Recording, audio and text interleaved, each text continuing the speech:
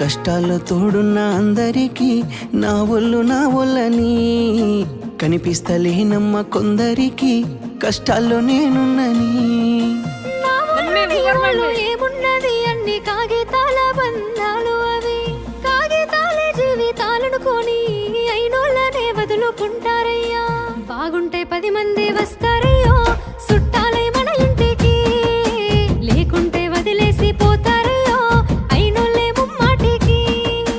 చూస్తున్న చుట్టంత కళ్ళతోని జరిగేది నాటకమే, నా ఒళ్ళు మా ఒళ్ళు అనిపించేది చేత చెల్లేటి కాగితమే.